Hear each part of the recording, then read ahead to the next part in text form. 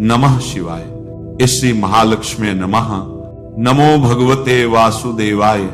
जय मां सरस्वती। जय श्री कृष्ण। राधे राधे। दिसंबर 2025 में पौष मास के शुक्ल पक्ष की पुत्रदा एकादशी है। यह कब है? 30 दिसंबर को है या 31 दिसंबर को है? पुत्रदा एकादशी का शुभारंभ 30 दिसंबर की सुबह 7:50 से आरंभ होकर अगले दिन 31 दिसंबर 2025 की सुबह 4 बजे तक रहेगा।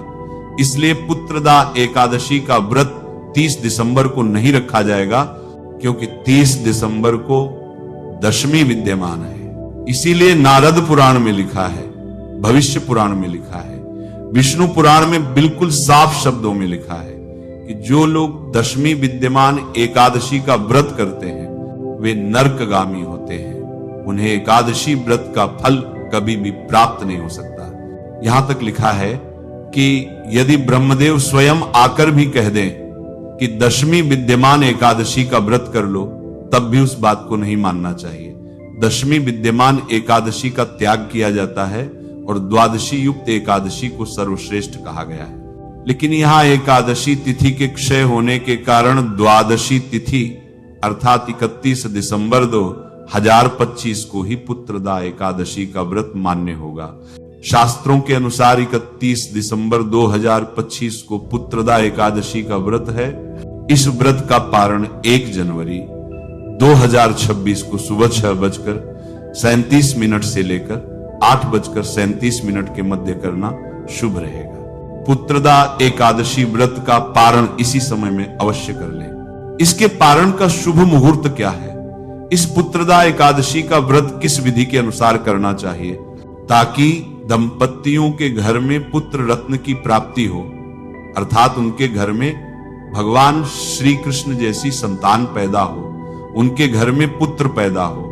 जो लोग विवाह के बाद दुखी रहते हैं, उनके घर में संतान नहीं हो रही, उनके घर में पुत्र नहीं हो रहा, तो इस एकादशी का व्रत रखें तो किस विधि के अनुसार रखें, किस विधि के अनुसार कथा सुने, किस विधि के अनुसार पारण करें और किन किन वस्तुओं का दान करें।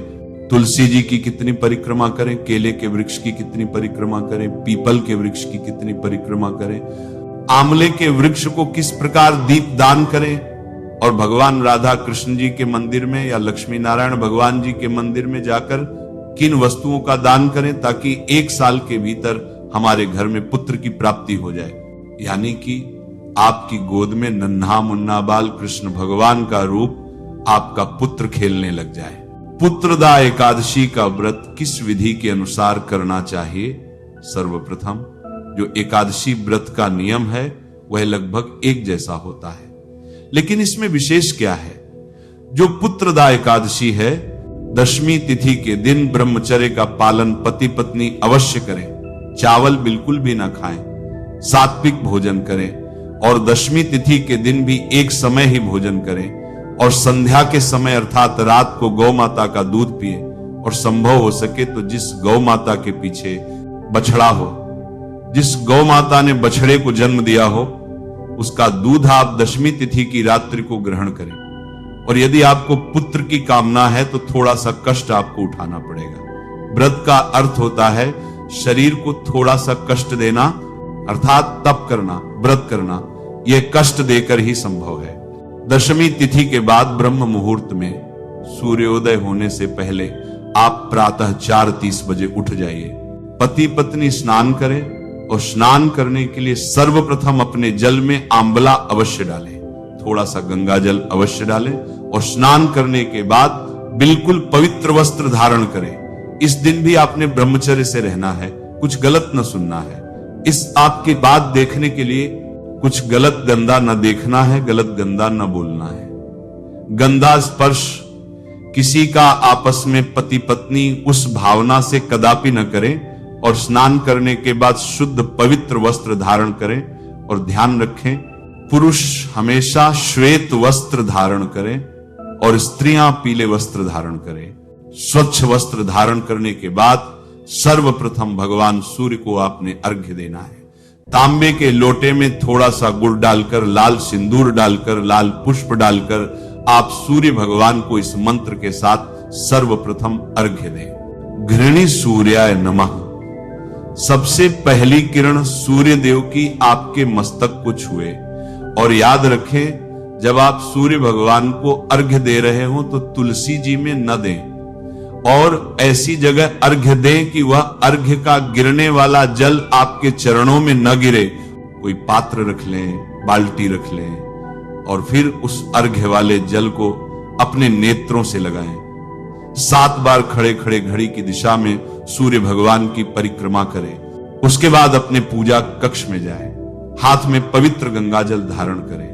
पति पत्नी दोनों आपस में हाथों को जोड़ लें और फिर भगवान श्री कृष्ण के सामने, अपने लाडली गोपाल जी के सामने, शालिग्राम भगवान के सामने, लक्ष्मी नारायण भगवान के सामने, श्री सीताराम जी भगवान के सामने अपने व्रत का सर्वप्रथम संकल्प लेना है। हाथ में गंगा जल लीजिए, एक सिक्का लीजिए, एक तुलसी पत्र अवश्य लीजिए और श्वेत तिल, थोड़े से तिल अवश्य हाथ में रखकर भगवान से प्रार्थना कीजिए। हे मेरे लाडली गोपाल जी, हे मेरे लक्ष्मी नारायण भगवान, हे मेरे शालिग्राम भगवान, हम पति पत्नी पुत्र की कामना लेकर प्रभु आपकी प्रसन्नता के लिए पुत्रदा एकादशी का व्रत कर रहे हैं। हे प्रभु, हमारे इस व्रत को परिपूर्ण करने के लिए हमें शक्ति प्रदान करें, हमारे संकल्प को स्वीकार करें और फिर उस जल को लक्ष्मी नारायण या अपने लाडली गोपाल जी के चरणों में अर्पित कीजिए। फिर बड़ी भाव श्रद्धा से पंचामृत लीजिए। पंचामृत आप जानते हैं कि गौ माता का दूध है, दही है, घी है और फिर शक्कर है और शहद है।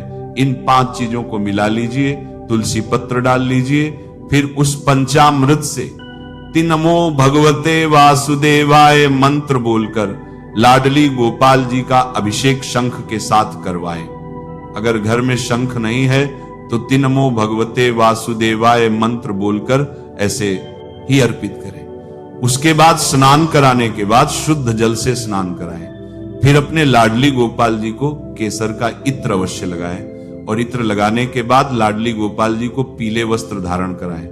मोर पंख अवश्य मुकुट के रूप में समर्पित करें और उनके चरणों में 11 तुलसी के पत्ते श्री कृष्णाय नमः, श्री कृष्णाय नमः कहकर लाडली गोपाल जी के चरणों में इन पत्रों को समर्पित कर दें। फिर केले का फल अवश्य चढ़ाएं, नारियल का फल अवश्य चढ़ाएं, क्योंकि आप पुत्रदा एकादशी का व्रत कर रहे हैं। पुत्र की कामना से गुलाब का फूल अवश्य चढ़ाएं, गेंदे का अर्थात पीला फूल अवश्य चढ़ाएं। फिर बड़ी भाव श्रद्धा के साथ आप आरती करें। फिर भगवान को पंचामृत का भी भोग लगाएं, तिल का भोग लगाएं, पीले फलों का भोग लगाएं और स्मरण रहे शकरकंद का भोग अवश्य भगवान को समर्पित करें। एक थाली के अंदर थोड़े से तुलसी पत्र रखिए, 2 केले के फल रखिए, 1 नारियल रखिए, थोड़ी सी दक्षिणा रखिए और एक पीला वस्त्र अवश्य रखिए। हाथ में गंगा जल पति पत्नी धारण करें, तुलसी पत्र धारण करें और याद रखें, हाथ से गंगा जल समाप्त नहीं होना चाहिए, गिरना नहीं चाहिए। ये पौष के शुक्ल पक्ष की पुत्रदा एकादशी है। इसे वैकुंठ एकादशी भी बोलते हैं और दक्षिण भारत में तिरुपति बालाजी के दर्शन करने के लिए इतनी भारी भीड़ उमड़ती है क्योंकि वैकुंठ एकादशी भी कहलाती है। फिर बड़ी भाव श्रद्धा के साथ एकादशी के व्रत की कथा को सुनना चाहिए। और व्रत की कथा किस प्रकार है, श्री कृष्ण एक वृतांत के माध्यम से बताते हैं। कहते हैं कि एक समय भद्रावती नगरी थी। उस भद्रावती में राजा सुकेतुमान का राज्य था। राजा सुकेतुमान वहां पर राज करते थे। वो बड़े ही धर्मात्मा थे, अनेकों पुण्य करते थे, ब्राह्मणों की सेवा करते थे, जरूरतमंदों की सेवा करते थे, दान पुण्य करते थे, कुएं तालाब बावड़ी बनाते थे, संतान की भांति अपनी प्रजा का पालन करते थे। समय व्यतीत हुआ तो ऐसा समय आ गया कि उनके पितरों को भी रोना आने लगा। अब उनके पिता भी श्राद्ध जो है स्वीकार नहीं करते थे, उनसे वह स्वयं भी परेशान थे। कारण यह कि अब राजा की उम्र ढलने को थी, परंतु उसके कोई पुत्र नहीं था। और अगर पुत्र नहीं होगा तो राज्य का शासन कौन चलाएगा, उनका उत्तराधिकारी कौन बनेगा। इससे बड़ी चिंता यह थी पितरों को कि यदि इसकी कोई संतान ना होगी, इसके कोई पुत्र ना होगा, तो हमारा श्राद्ध कर्म कौन करेगा, हमारा पितृ कर्म कौन करेगा। इसके आने के बाद, इसके जाने के बाद हमें तर्पण करने वाला भी कोई नहीं होगा। इसीलिए वह पितृ भी रोते थे और वह राजा भी सदा दुखी रहता था। राजा ने अनेकों उपाय किए परंतु कोई लाभ नहीं हुआ। अब राजा बड़ा परेशान होने लगा, मंत्रीगण भी परेशान रहने लगे। एक दिन राजा बहुत परेशान था। उसने अपना घोड़ा लिया, घोड़े पर सवार हुआ और बिना कुछ बताए ही वह जंगल की ओर चला गया। जंगल में, एक भीषण जंगल में अंदर पहुंचा जहां बहुत से जंगली जानवर थे, शेर था, सियार था, हाथी थे। वहां वह जंगल की शोभा देखता रहा, उदास था। देखते देखते उसको दोपहर हुई तो प्यास लगी तो वह जल की खोज में नजदीक में ही दिखाई दे रहे एक जलाशय के पास पहुंचा। वहां उसने देखा कि वहां ऋषियों के कुछ सुंदर सुंदर आश्रम हैं और उनमें कुछ विश्वदेवगण जो हैं कुछ पूजा पाठ कर रहे हैं। अतः वह राजा वहां पहुंचा, उसने सबको प्रणाम किया। उन्होंने कहा कि आप इस घने जंगल में क्या कर रहे हैं और आप कौन हैं? तो उन्होंने कहा कि राजन, हम विश्वदेव हैं और स्नान करने के लिए यहां आए हैं। माघ निकट आया है, आज से 5वें दिन माघ का स्नान आरंभ हो जाएगा, तो इसी कारण से हम पुत्रदा एकादशी का व्रत कर रहे हैं। जो व्रत करने वालों को पुत्र देती है, उनकी मनोकामनाओं को पूर्ण करती है और उसके बाद माघ स्नान करके फिर हम अपने लोक को वापस चले जाएंगे। राजा ने जैसे ही पुत्रदा एकादशी का नाम सुना और सुना कि मनुष्यों को पुत्र देती है, वह प्रसन्न हो गया। उन्होंने बारंबार सभी विश्वदेव को प्रणाम किया, उनके पैर पकड़ लिए, बोले, हे विश्वदेवगण, यदि आप लोग प्रसन्न हैं तो मुझे पुत्र दीजिए, क्योंकि मुझे पुत्र की अत्यंत आवश्यकता है, अत्यंत इच्छा है मेरी कि मुझे एक योग्य पुत्र हो जो मेरा राजपाट भी संभाले और मुझे मेरी मृत्यु के बाद मुझे तथा मेरे पितरों को तर्पण भी दे, पिंडदान भी करे। सभी विश्वदेवों ने कहा कि हे राजन, तुम चिंतित क्यों होते हो? अवश्य ही तुम्हें संतान की प्राप्ति होगी। आज ही पुत्रदा एकादशी है, आज इसकी हमारी बताई हुई विधि से व्रत करो, पूजन करो और कल इसका पारण करना। इससे तुम्हें संतान निश्चित रूप से पुत्र के रूप में प्राप्त होगी। देश श्री कृष्ण कहते हैं कि इस प्रकार उन कुंभ में रहने वाले मुनियों के कहने से राजा ने उस उत्तम व्रत का पालन किया और महर्षियों के अनुसार ही विधि पूर्वक पुत्रदा एकादशी का अनुष्ठान किया। फिर द्वादशी को पारण करके मुनियों के चरणों में बारंबार मस्तक झुकाकर राजा अपने घर को लौट आया। प्रभु की कृपा से रानी ने गर्भ धारण किया। प्रसव काल आने पर पुण्यकर्मा राजा को तेजस्वी पुत्र की प्राप्ति हुई, जिसने अनेकों गुणों से पिता को संतुष्ट किया। वह प्रजा का पालक था और महान संतान के रूप में, महान राजा के रूप में स्थापित हुआ। भगवान कृष्ण कहते हैं, जो कोई पुत्रदा एकादशी का व्रत पुत्र की इच्छा से संकल्प करके करता है, उसे पुत्र की प्राप्ति अवश्य होती है। इसलिए प्रिय भक्तों, यह एकादशी संतान देने वाली है, पुत्र देने वाली है। इसलिए इस व्रत की कथा को जो सच्ची श्रद्धा से सुनता है या सुनाता है, उसको भगवान के वैकुंठ की प्राप्ति होती है और उसकी सभी मनोकामनाएं पूर्ण होती है। कथा पूर्ण होने के बाद नमो भगवते वासुदेवाय मंत्र का उच्चारण करें। वह जल जो आपने हाथ में गंगा जल और तुलसी का पत्ता लिया था, उसको मस्तक से लगाकर तुलसी पत्र के साथ उस जल को ग्रहण करें और जो आपने सामग्री रखी हुई है, पीले कपड़े में उस नारियल को, दोनों केलों के फलों को, तुलसी के पत्रों को और दक्षिणा को बांधकर सीधे लक्ष्मी नारायण भगवान के मंदिर में या राधा कृष्ण भगवान के मंदिर में या सीताराम जी भगवान के मंदिर में या नरसिंह भगवान के मंदिर में जाकर मस्तक से लगाकर पुत्र की कामना कहते हुए भगवान के चरणों में उसको अर्पित करें। फिर 4 परिक्रमा भगवान लक्ष्मी नारायण भगवान के मंदिर की करें और एक दीपदान अवश्य करें और भगवान के चरणामृत को अवश्य ग्रहण करें। अपने घर में आए सुमंगल मंगल बोलते हुए, सुंदर संभाषण सुनते हुए, कीर्तन करते हुए पूरे दिन को व्यतीत करें।